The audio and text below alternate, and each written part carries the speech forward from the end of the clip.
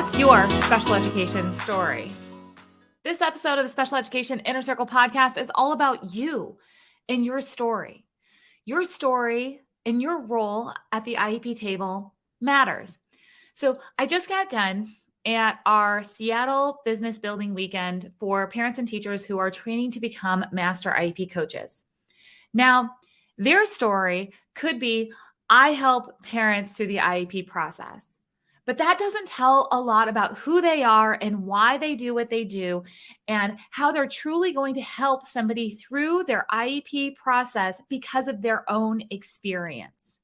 So even if you're not going to become a master IEP coach, even if you're not looking to use your story to help others at this time, your story really does impact who you are as a teacher, who you are as a parent, and how you're going to design an IEP that works for your child, for your student in a way that's different than everybody else's IEP. So here, for example, this weekend I was working with Gretchen. Gretchen is a master IEP coach, and she just opened up her doors. She's taking on clients, and she is a certified general education teacher. She is a special education teacher. She has case management experience. She has left the classroom. And when I really talked to her about what is your story, it turns out that she really wants to help parents of struggling preschoolers prep for kindergarten.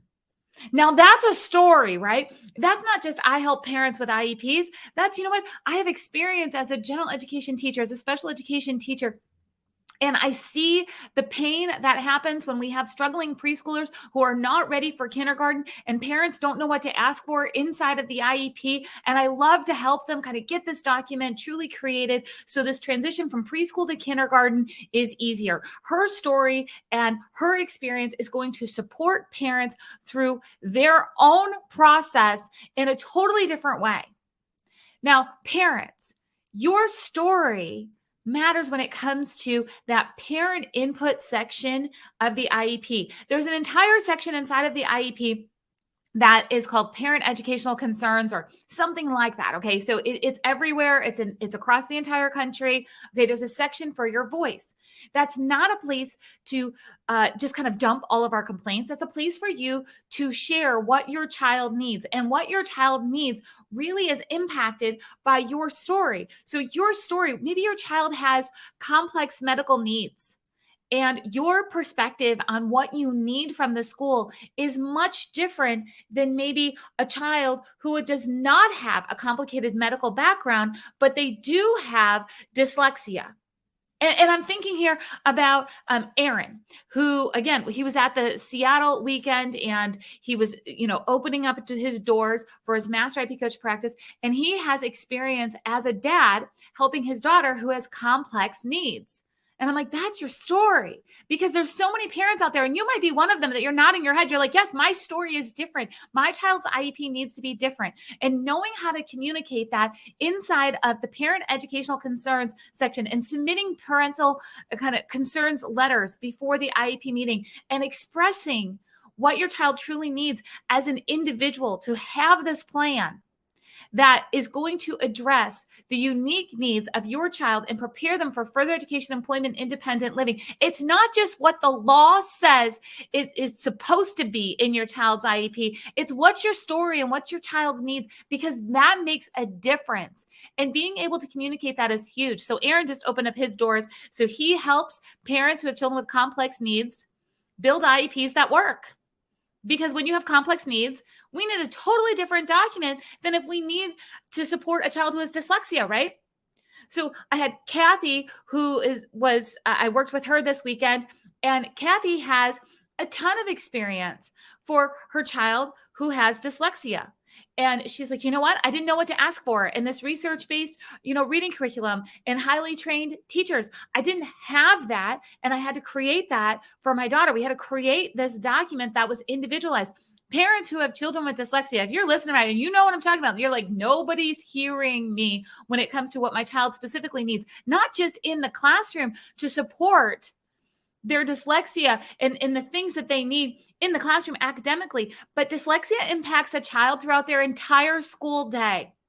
And Kathy understands that from her experience of what a document needs to look like, not just so we close a gap in reading, but so we can support a child all around. So you as a parent, your story and what you need for your child, it matters. And there's a place inside of it. Now, let me talk to teachers here just for a minute. Your story and why you got into teaching, why you're doing what you're doing. I'm not going to give you a lecture on, remember your why. You know why. You know why you got it. And here's the problem. A lot of times, special education teachers get dumped into a category of, all special education teachers do this, or this is what a special education classroom looks like. In fact, you as a teacher might have gotten kind of sucked into that, and you're doing things that other teachers do just because that's how it's supposed to be, or that's how it's been done, or that's what you've been told. You know what? Step into who you are and what's your story, not just your why, what's your story. See, my story before I had become a teacher is that I watched my mom advocate for my brother, and I could see the pain in our family that happened when nobody understood who my brother was and what my mom wanted. Now, here's the other thing. My mom also had a lot of friends who had children with Down syndrome. Those families wanted something completely different. It didn't matter that their child also had Down syndrome. My mom wanted something different for my brother based on her story and her kind of perspective of what our family should be doing, could be doing, right? What our experience was going to be. Because let's just face it, all families are different, right? So like our version of a vacation is different than somebody else's version of vacation. And the skills needed for our version of a vacation was different than another family. That's okay.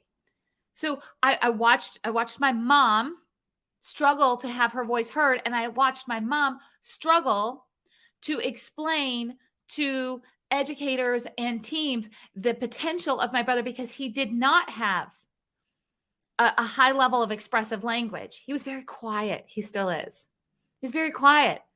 That went along with having some low expectations back in the day. Sometimes that still happens now. Okay. So my story as a teacher was, one, I want to talk to parents and find out what is their perspective on what education should be for their child. What can I do to fill the gaps that they're looking for, that they need this to be filled because they can't do it at home and they need this to happen.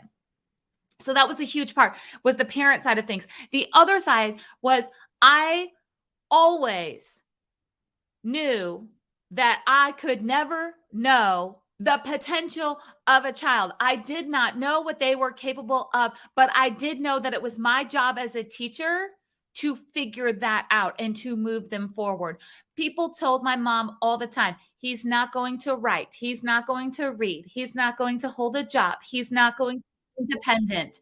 He absolutely can do all of those things with supports. So what? Right? He can do all of those things.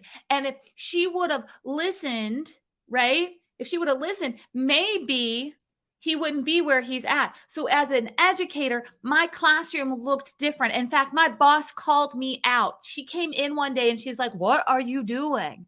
Because I had all my students doing an activity that technically was, we'll say, not in their IEP. I was teaching them differently. Well, I was doing the things in the IEP, but she, came in and she was like, "What is this?" And I'm like, "Well, we're doing this." And she says, I had no idea that these students could do this. And I'm like, nobody ever tried. So maybe as a teacher, maybe that's your story. Maybe you're the teacher who does things so different and you're not afraid of what the other teachers think, or if your boss walks in and says, "What are you doing?" Because your story has set you up for success in your classroom to do things differently. And that's what you need to lean into. We are so caught up into the generalizations of, oh, that parent is that parent, or that special education teacher. This is what special education classrooms look like. No, you have a story and you need to be unique. You need to be able to step out. We had Hillary, who is at our weekend building her business. Her doors are open now, where she's helping parents of fidgety first graders get the supports that they need to be successful inside and outside of the classroom. Fidgety first graders, right? How many of you guys know a parent who has been like, oh my gosh, I thought maybe when my child matured a little bit and got into first grade, that maybe they wouldn't be as fidgety or as off task or not able to follow directions, right? These are all the things that happened. Like in first grade, we thought, okay, like we got through preschool, we got through kindergarten, we're just kind of, waiting for the child to catch up. But no, now we've got this fidgety first grader who needs supports so they can access their education.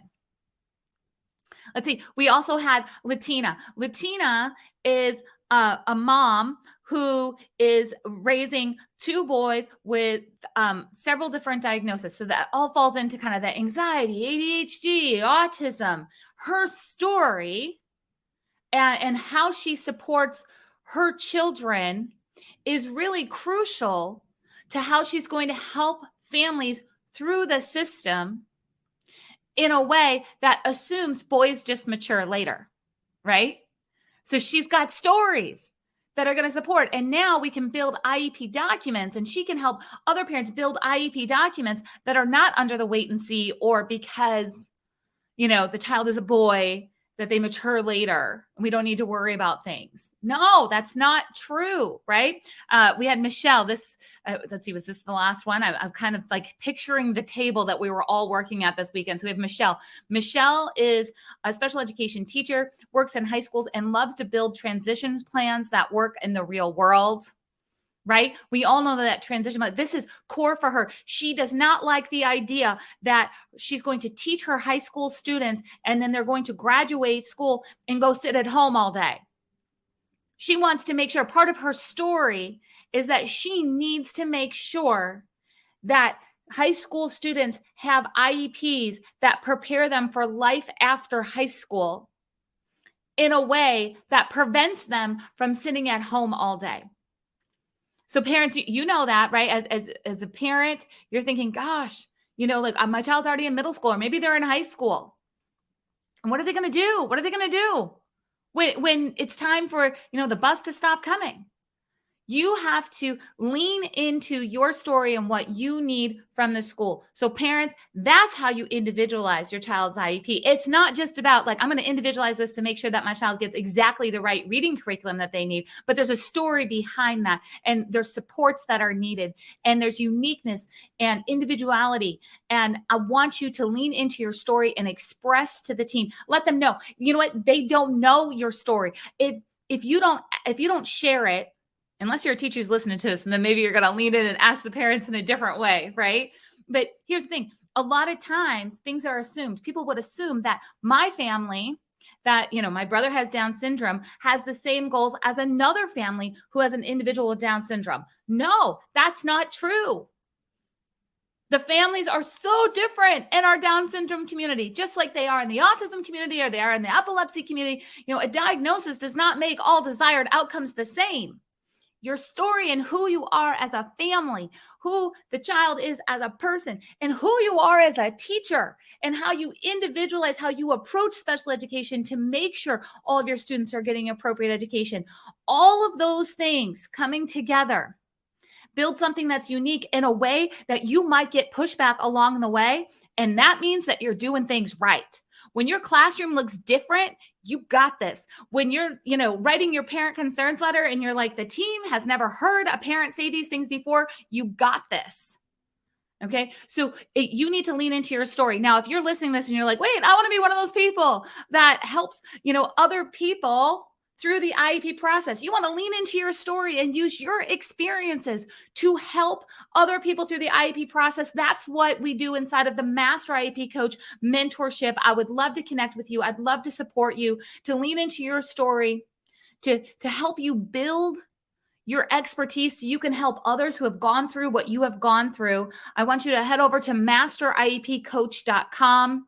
You'll see a bunch of resources for there. You'll see how we can connect. You'll see how we can work together in that. So just head over to masteriepcoach.com. You'll see a guide that you can download for the 3 pillars that you need to be an excellent IEP coach and get paid for your expertise. That's there. I hope to work with you And I hope that you lean into your story after listening to this and know that when things feel different, when you're like, I think I'm doing this different, I don't know if I'm doing it right, different is right. I'll see you guys next time on the Special Education Inner Circle podcast.